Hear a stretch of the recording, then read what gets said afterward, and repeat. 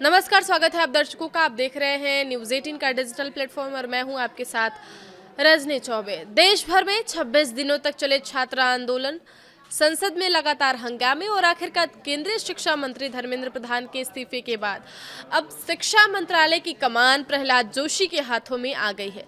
जिम्मेदारी संभालते ही उन्होंने यह संकेत देने की कोशिश की है कि मंत्रालय अब इंतजार के मूड में नहीं है। रविवार जैसे अवकाश वाले दिन भी उन्होंने मंत्रालय पहुंचकर अधिकारियों के साथ बैठक की है। जी हां, ऐसे समय में जब नीट पेपर लीक विवाद ने देश की परीक्षा प्रणाली पर गंभीर सवाल खड़े कर दिए हैं। छात्रों की नजर नए शिक्षा मंत्री के पहले फैसलों पर है। सवाल सिर्फ इतना नहीं है कि नया मंत्री कौन है, बल्कि यह भी है कि क्या परीक्षा व्यवस्था में वास्तव में बड़े बदलाव देखने को मिलेंगे या फिर यह बदलाव सिर्फ घोषणाओं तक सीमित रह जाएगा। न्यूज एजेंसी पीटीआई के अनुसार देखा जाए तो प्रहलाद जोशी ऐसे समय में शिक्षा मंत्रालय की जिम्मेदारी संभाल रहे हैं जब सरकार पर परीक्षा प्रणाली में भरोसा बहाल करने का सबसे बड़ा दबाव है। नीट यूजी पेपर लीक विवाद के बाद राष्ट्रीय परीक्षा एजेंसी यानी एनटीए से लेकर पूरी परीक्षा प्रणाली की कार्यप्रणाली पर सवाल उठे हैं। सरकार पहले ही पेपर लीक के खिलाफ सख्त कानून लाने की तैयारी कर चुकी है और अब चर्चा है कि नीट यूजी परीक्षा के स्वरूप में भी बड़े बदलाव किए जा सकते हैं। रिपोर्ट्स के मुताबिक अगर देखा जाए तो भविष्य में परीक्षा को कंप्यूटर आधारित बनाया जा सकता है और 2 चरणों में आयोजित करने जैसे विकल्पों पर भी विचार हो रहा है। हालांकि इन बदलावों पर अभी आधिकारिक घोषणा नहीं हुई है, लेकिन नए शिक्षा मंत्री के सामने परीक्षा प्रणाली को पारदर्शी और भरोसेमंद बनाना सबसे बड़ी चुनौती है।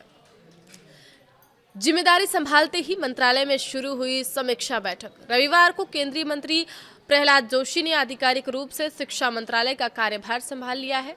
मंत्रालय के अधिकारियों के अनुसार पदभार ग्रहण करने के तुरंत बाद उन्होंने वरिष्ठ अधिकारियों के साथ एक संक्षिप्त समीक्षा बैठक की है। प्रहलाद जोशी को शिक्षा मंत्रालय का अतिरिक्त प्रभार दिया गया है। उनके पास पहले से उपभोक्ता मामले, खाद्य और सार्वजनिक वितरण के साथ नवीन एवं नवीकरणीय ऊर्जा मंत्रालय की जिम्मेदारी भी है।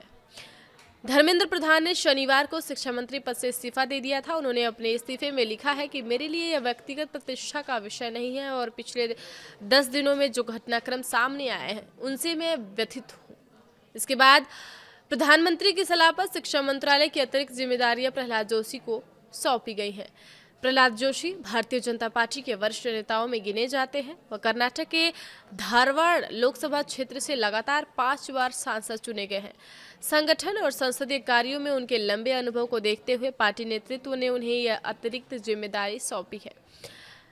नए शिक्षा मंत्री के सामने सबसे बड़ी चुनौती क्या हो सकती है, तो आइए इस बारे में जान लेते हैं इस वीडियो में। तो सबसे पहले तो नए शिक्षा मंत्री के सामने सबसे बड़ी चुनौती परीक्षा प्रणाली में छात्रों का भरोसा वापस लाना है।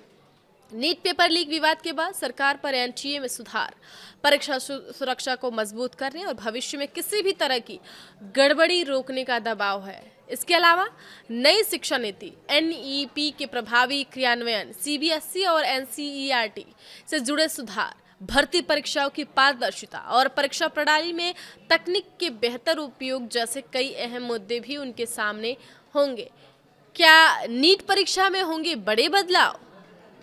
देखा जाए तो सरकारी स्तर पर अभी कोई आधिकारिक घोषणा नहीं की गई है, लेकिन विभिन्न रिपोर्ट्स में कहा गया है कि नीट यूजी परीक्षा के प्रारूप में बदलाव पर विचार किया जा रहा है। इनमें परीक्षा को कंप्यूटर आधारित यानी कि सीबीटी, जिसे कि कंप्यूटर बेस्ड टेस्ट कहा जाता है, बनाने, एनटीए के ढांचे में व्यापक सुधार करने और परीक्षा को 2 चरणों में आयोजित करने जैसे प्रस्ताव शामिल बताए जा रहे हैं।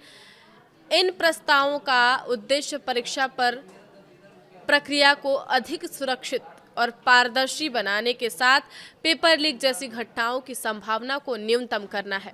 हालांकि इन बदलावों पर अंतिम निर्णय सरकार और संबंधित एजेंसियों की आधिकारिक घोषणा के बाद ही स्पष्ट हो पाएगा।